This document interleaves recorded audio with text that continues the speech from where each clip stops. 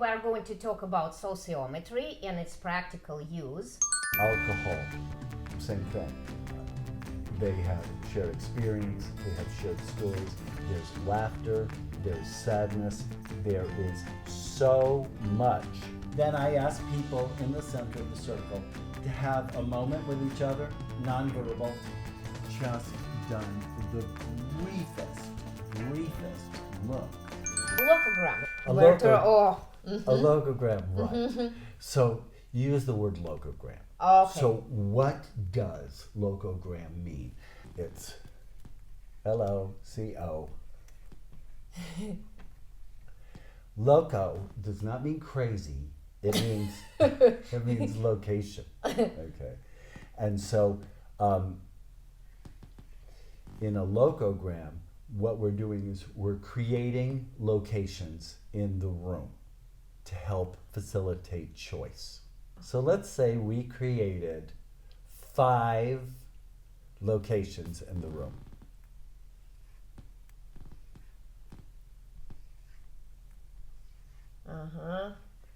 Okay. And we decided as a criteria where, as group members, we're going to be having a lunch break. Where do you want to go for lunch? So some ideas may come from the group. So somebody wants to go to fast food.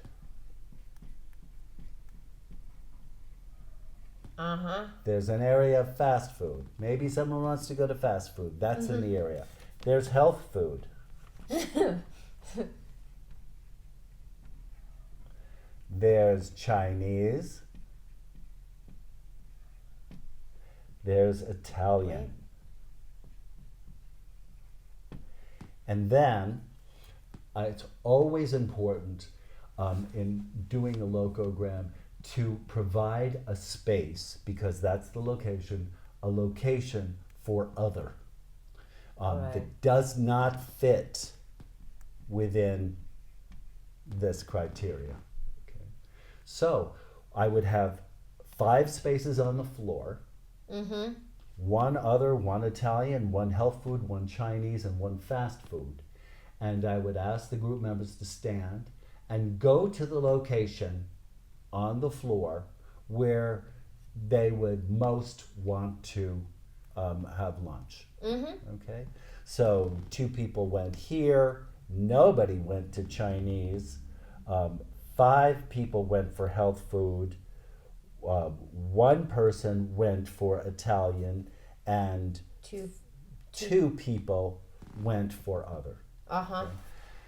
Then as a facilitator, what I might do is ask people to connect with each other in their locations, okay? And give a report back. This person is the only person in the Italian restaurant. I might ask them to make a second choice, okay? Probably not Chinese, because no one else is in this, but to join a group that they felt most identified with. So they might go to the other. Okay, unless they had a strong feeling about going for health food or fast food. From there, people could go to lunch, or that just could be more information for the group. We might come back and decide that we want to all eat together, but each group would report back. Locograms can be used to deepen and connect members of a group. So let's say we had, again, 5 locations on the floor. But this time we were working with substance abusers. Okay. This location might represent alcohol. This one might be marijuana. So you mean like a drug of choice? Yeah, if we were doing drug of choice. Okay. What is your drug of choice? This would be speed, and this would be opioids, heroin, opioids, however you want to do this. and again, Other. we have the other. Mm-hmm. Now, someone might use all of those drugs, but we'd go for a logogram of drug of choice. Drug of choice.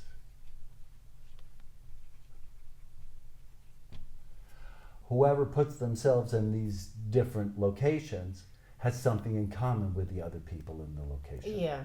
Okay. Mm-hmm. They can then report back to the group, okay, and connect back in with people. But certainly, people who are addicted to opioids and have shared experience, shared knowledge, shared feelings that they can actually use as a strength to bring to the group.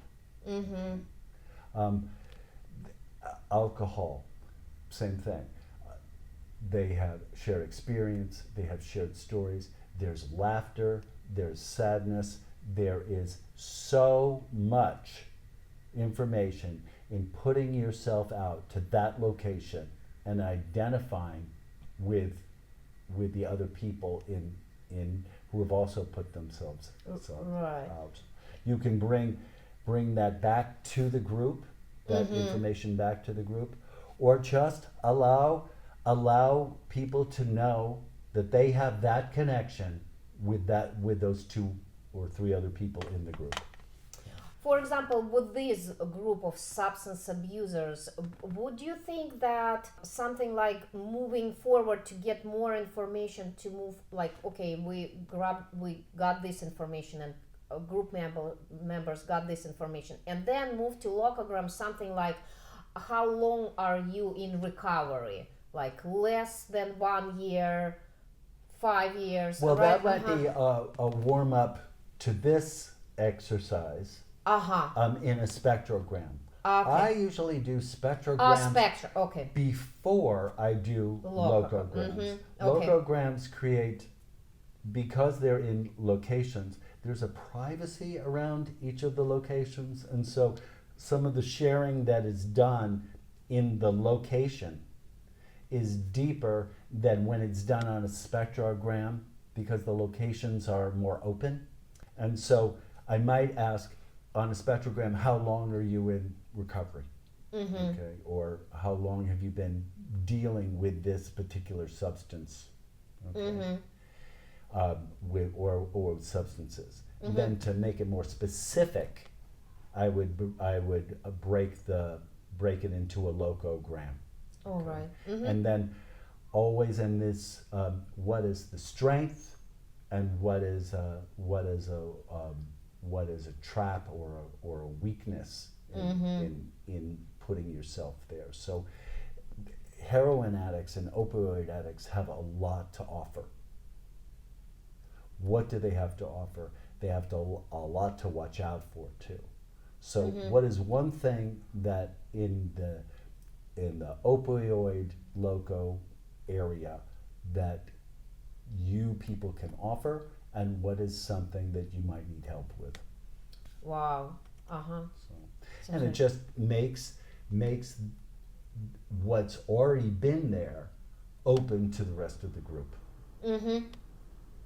These are our group members on the floor, right? These scarves. Right. When we're starting to look at Steppin sociometry, I find that the criteria, that the choices for connection that are best made when they come from the group members themselves.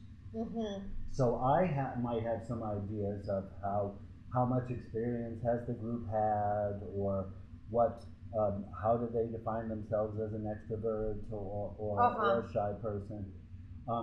But the group has curiosity and about themselves in relationship to the other people. So this is called Steppin sociometry, where the group members create the criteria. And the way that it works is this. An easier Steppin sociometry is such a technical word, and even locograms and spectrograms can be a little bit technical. I like to make it friendlier. So I call this exercise like me. Like me, And right? so Okay. the criteria Uh-huh. must be true for you, For you me. as a person. Mm-hmm. And there, um, what it would be, you would step into the center of the circle and say, like me, who here is a vegetarian? So, so, so if it's true for you and you feel like self-disclosing that, you can join me in the center of the circle. Mm-hmm. Okay. Mm-hmm. Then I ask people in the center of the circle to have a moment with each other, nonverbal. And Maybe talk just a little bit, Mm-hmm. like, I've been a vegetarian for 4 years. You know, how And long? I'm just 1 week vegetarian. So maybe we can in the break during the lunch you could tell me more about that. Absolutely. So then we'd step back. Try not to have too much dialogue, but what I'm trying to do is build connection. Mm-hmm. I advise a group to start out relatively lightly. Who's a vegetarian? Who here Likes coffee. likes coffee? Who had to travel far to get to the group? Who, like me, had to travel far to get to the center of the group? Mm-hmm. Later, the criteria can build, okay, and drop and deepen. It's very important that people be given the choice of to not step in, even if it's true for them. Don't have to disclose everything Right. about you in this exercise. And if it's halfway true for you, and you're pulled to the center of the circle, but it's fully not true, you can put one foot in if you'd like. So, although I'm not a strict vegetarian because I eat fish, so I'll put one foot in. And so I identify with you people, but I'm not fully connected with you on the criteria of being a vegetarian. Okay. Later, the criteria can drop and go deeper. Who, like me, lost a parent to death. As a facilitator, I want to keep the connection energetic as opposed to talking, and I want to encourage people to look each other in the eye if they possibly can, to feel the bond that they might have over this criteria. Now, let's say I said, who like me is a happy person? Great, but that is such a relative thing. Okay, so happy for me might not be the same thing for you. But what we can do is we know that we identify as happy people. Right. So, and when you mentioned about deepening the subject, for example, let's just make up the group. For example, it's people meet each other for first time and it's substance abuse group. Okay. Give the idea how to deepen the questions. If we started in the beginning, who like me that was first like tea, and people got it. It's just. Do that one again. Who like me likes tea. Likes to drink tea, yeah. Oh, okay. So we know that we like to. Yeah. I put myself in here too. Now I want to say I think it's important as a facilitator to not join in with the exercise. To stay removed, to stay in your role as facilitator. So even if you're facilitating this and Anna put herself in the center of the circle, you love tea, this is not your group to self-disclose whether you like tea. This is an intervention that you've created for the group so that they can share with each other. So it's important to get that particular agreement clear with the group members, because they might look at you and they say, well, I saw you drinking tea earlier, don't you like tea? So, yeah, I like tea, but this is an exercise for you to connect. Okay. So as a way to deepen it, I often just will ask the group, maybe we can deepen the criteria. I'll just ask you, could you, Yes. does anyone else, could someone else deepen that criteria? Okay, it would be me. My drug of choice is meth. Is meth.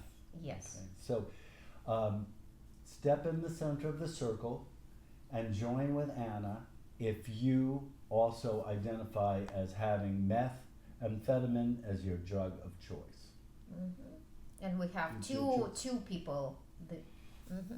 And so you would have something in common. So what I might do is keep you in the center of the circle, take a look at your partner, and say, you have the unique opportunity to know each other well and to support each other in a very deep and meaningful way. Just want to honor that. You may step out. And then we probably will see another drug of choice step in. Yeah, that's. I encourage groups to be curious about each other. So oftentimes, just as we're standing here, I might just ask people to look around the group, look at the other people in the group. Are you curious about anyone here having something that might be the same as you? So it's often like in many groups, it might be who in this group is single, who is married, who has been divorced, who is a parent, who those kind of really, really basic things, but that go very deep. So and that connect. Being single to one person might be, they might be very glad about that. Someone else might be frustrated and looking for a partner. So we don't go into depth of sharing so much. We just go for the connection and the similarity. Okay? Okay. This information can then be used by individuals in a drama. So if they've had an energetic connection with someone else, let's say that they were in the center of the circle. So join me in the center of the circle. Who, like me, has ever lost a parent to death? Okay, we share. I might ask you later then to play my mother. I see. Right. Because I have that connection. That connection. Connection with you. Oftentimes, I need to ask people to not step in the circle so many times, because there's people who love feeling that connection with other people. They get very, very warmed up and they want to connect and connect and connect and connect. Someone else is just self-conscious and feels like maybe they don't have an appropriate criteria to bring to the group. And I might often ask them just to step in the center of the circle and let themselves be seen by the other people in the group. Just stepping in the center of the circle and being witnessed is a powerful thing in itself. So that person, if the person is brave enough to step in the center of the circle, oftentimes that criteria will come to them when they're in the center. Or if it doesn't, I might ask group members to step in and join that person if they've ever had a feeling of taking a risk of not knowing.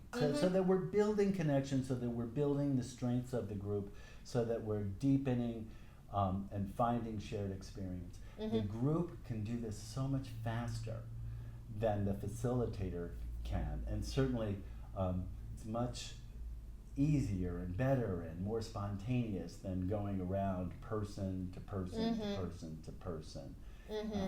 And it's quick, it's far less time consuming, and it seems to really work. Just summarizing about sociometry. So Today we have just done the briefest look on how social measurement, sociometry, can be used as a warm-up technique for a group to bring people together. But I want to stress, Anna, that this is just really the tip of the iceberg, and that sociometry is a field in itself, and one that is just the beginning of understanding group dynamics and the choices that people make. Because choices are what our lives are about. It goes from picking a mate to marry to picking a president. Moreno has been credited saying, by the group we were wounded, and by the group we shall be healed. These choices that a group makes and that a facilitator can support a group in making really provide the groundwork for healing. The groundwork for a psychodrama. The groundwork for group interaction. Okay. It's what brings a group together, and it's also the measurement of what breaks a group apart. Okay? So I feel it's really important to continue to learn about sociometry. I want to refer our viewers to two books. One is by E.Hale, who has also written many articles on sociometry. This is a manual that she's written called Conducting Clinical Sociometric Interventions. It's a wonderful, wonderful book. And the other is a book by Tian, Dayton, called The Living Stage. It has very clear explanations of what sociometry is and ways that you can immediately apply it to your groups. Choices are key.